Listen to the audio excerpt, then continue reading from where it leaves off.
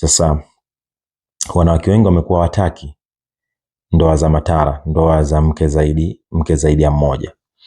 Sasa mimi nataka leo nijaribu hapa, nataka nimpigie mtu simu. Sijampanga wala sijaongea naye. Nataka nimsikilize kwamba je, yeye yuko tayari, naelewa, kuolewa na mimi, lakini aolewe ndoa ya ukewenza. Naelewa. Sasa ngoja nimpigie mtu hapa. Pigia mtu hapa.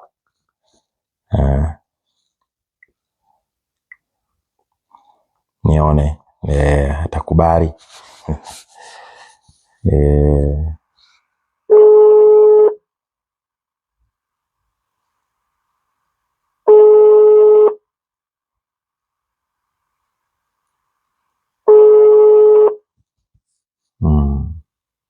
Tuone kama atakubali. Si rahisi. Ni ngumu sana.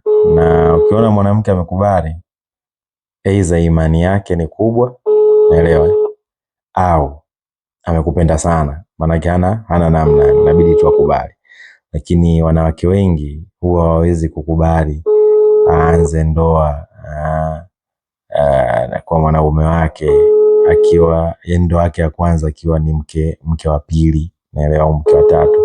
Wengi wanakataa, lakini wengine wanakuwa hawana option, kwa sababu anaweza kaona labda nyumbani pana kera kukaa, familia labda maneno. Kwa mwingine anaamua tu bwana, mimi acha tu niangalie upande mwingine, naelewa. Naona nampigia simu apokee. Huyu apokee na atapokea hapa sasa hivi. Mpigia huyu tena, yuko wapi leo? Afanya biashara fani. Naelewa. Kwa hiyo of course Mwenyezi Mungu ameahidi vitu vingi sana kwa watu ambao wanaingia kwenye ndoa. Kwa hiyo ambaye hujaingia kwenye ndoa, mimi nikushauri tu, inapofika wakati mwafaka, ingia kwenye ndoa. Watu wengi wanazungumza mengi kwenye ndoa, ndoano, Waswahili washasema hayo, naelewa. Lakini usichukulie kwamba mfano wa mtu mwingine kwenye ndoa yake ndio utakuwa mfano wako. Na hiki ni watu wengi sana wanakosea, kuishi maisha ya watu wengine kwenye mahusiano yao, naelewa. Mahusiano yako wewe na mtu utakayekuwa naye tofautisha na watu wengine na mahusiano naye. Simu Anakuja imepokelewa kibabe sana. Imepokelewa kibabe sana. Akia nani? Sawa, watu tumsubiri mwenye simu aje. Mpaka wakati mwingine naona huyo mtu anampigia simu hapa. Apokee. Wapo watu wengi, lakini kuwapigia tena hapa wengine, na hii ni saa 4. Of course najaribu kuwapigia. Okay. Ampigia mwenyewe. Shukrani sana bwana. Naam, assalamu alaykum wa rahmatullahi wa barakatuh. Assalamu alaykum wa rahmatullahi wa barakatuh. Assalamu wa rahmatullahi wa barakatuh. Kwa bize sana hivi. Hapana, okay. Kama ndio mbona mambo. Okay. Ya, nabii. Fresh sasa. Kwa hiyo siku nimekuuliza mahali yako, unataka kuniambia. Sasa tulikuwa tunabia mfano jamani. Ndio tufanye kwa mfano huo, mbona hujaniambia sasa? Mimi wote hiyo mko serious na mimi kuambia kitu serious. Ndio twende kwa huo mfano. Tena mfano? Mfano sasa mimi hapa mahali yangu 1.5 milioni. Kwa nini 1.5 milioni?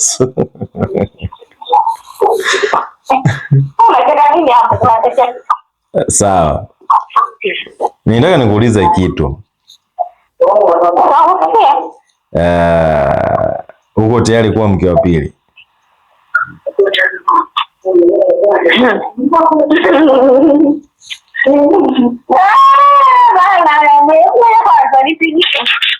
Nakupigia.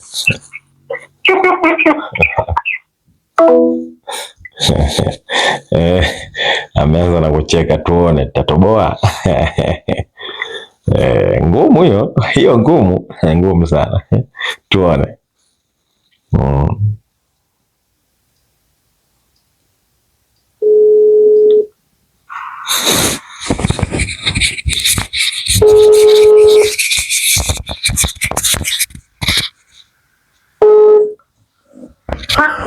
Niambie. Umesema nini hapo? Nimesema uko tayari kuwa mke wa pili? Una mke mwingine au bado tuko kwenye mfano?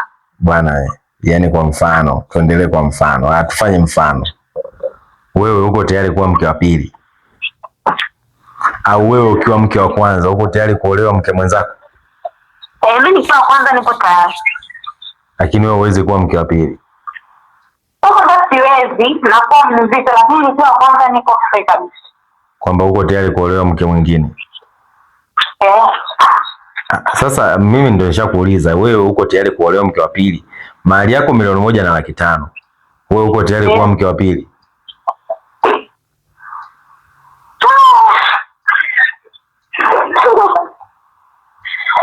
Kwa sasa hivi kuwa mke wa pili hapana.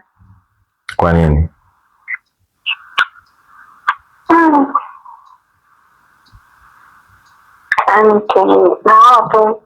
Mwanangu mzito kwa mke wa pili. Unajua, labda nijaribu kukuambia kidogo tu, alafu nijue utaridhika. Sikushawishi, ila wewe utajua kama utashawishika na maneno yangu au la. Kabla sijaoa niliwahi kulima nusu eka. Naelewa. Nilipata si kama gunia za mahindi zilikuwa gunia 7 si vile. Naelewa. Wakati nimeanza mahusiano na wife nililima eka moja. Naelewa. Ndio. Nilipata kama gunia 11 hivi. Naelewa. Hizo nikiwa mimi mwenyewe manake kwa ekari moja. Nilipooa kwenye eka hiyo moja, kwa sababu nilikuwa sina uwezo wa kulima sana, nilipata kama gunia 17 hivi, yani kama 17 18 ilikuwa kasoro hivi. Unaelewa? Sasa kwangu mimi ambacho nikochukua na kiamini ni kwamba ukiacha ukubwa wa shamba na namna unavyolihudumia shamba, maana ukuhudumia kwa shamba kwa lile eka moja ilikuwa ni staili ile, lakini mazao mara ya pili nilivyolima yaliongezeka. Maanake ni kwamba mimi ninachoamini kwamba Mwenyezi Mungu kaniongezea kwa sababu tayari nina mtu ambaye alikuwa chini ya uangalizi wangu, akaamua kuniongezea riziki zake kwangu mimi. Sasa wewe uone kwamba kwa mfano kwa hiyo eka moja ukiwa wewe na ukiongezeka kwamba itaongezeka kwenye mavuno.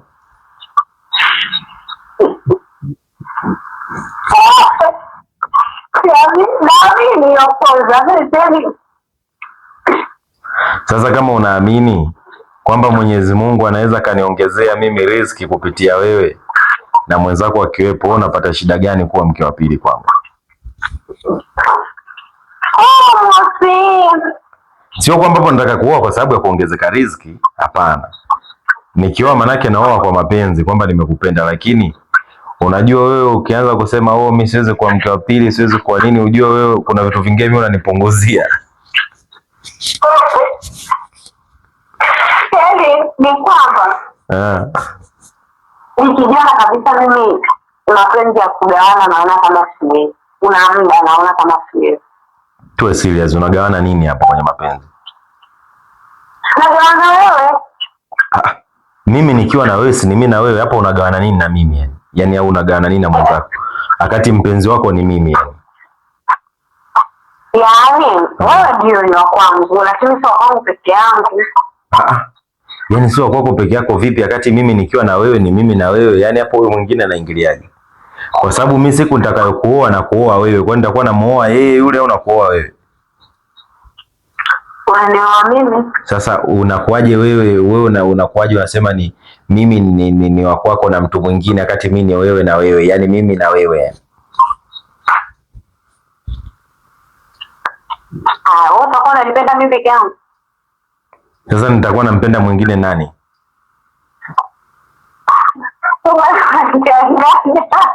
Sasa nakuchanganya vipi kwa sababu mwangu ambia. Subiri, mimi ninavyoongea hapa mimi na wewe naongea na huyo mwingine au naongea na wewe? Unaongea na mimi lakini? Hiyo lakini ndio sitaki. Huyo mwingine anaingilia wapi ikiwa mimi nazungumza na wewe? Yaani manake ni hivi kwangu mimi kwamba hivi kila mtu ana nafasi yake. Naelewa kwamba mimi ninavyokuwa yani mimi nikiwa mumeo na wewe ni mke wangu, maana ni mimi na wewe ni mke wangu na mimi ni mumeo. Huyo mke mwingine huyo ukimwongelea muda huo manake anaingia wa nini? Akati nipo mimi na wewe.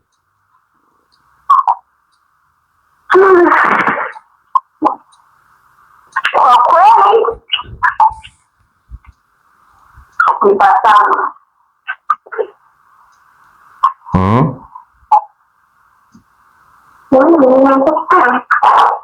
Kwa hiyo ni ngumu, ni rahisi? Kwa hiyo ni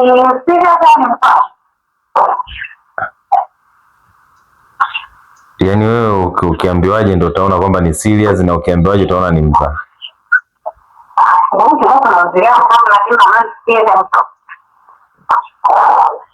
Uko tayari kuolewa mke wa pili? Nataka wewe peke yangu, lakini wawili mimi naogopa. Unachoogopa? Mimi naogopa weka kwa kufiweza.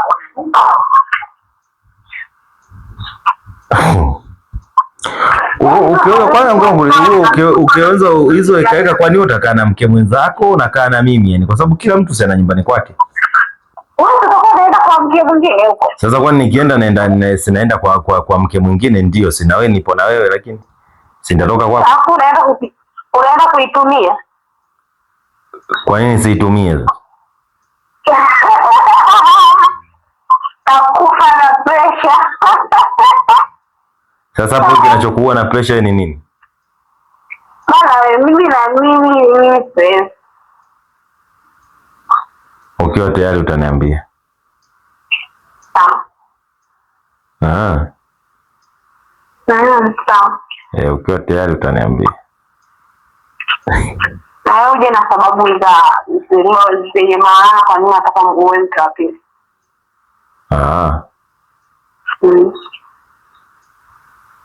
Yaani sio wake wawili tu. Wewe ukiwa pili mimi nitaongeza na watatu. Maana wewe ukiwa tayari kuolewa na mimi ujue kabisa huyu jamaa hataishia mke wa pili, ataoa mke wa tatu na wa nne.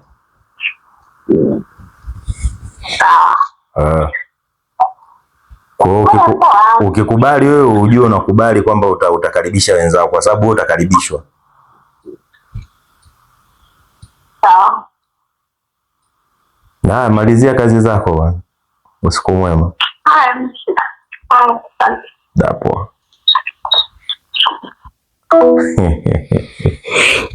Kialani. Sasa hawa ndio wanawake. Elewa. Wanawake bwana, lainisheni mioyo.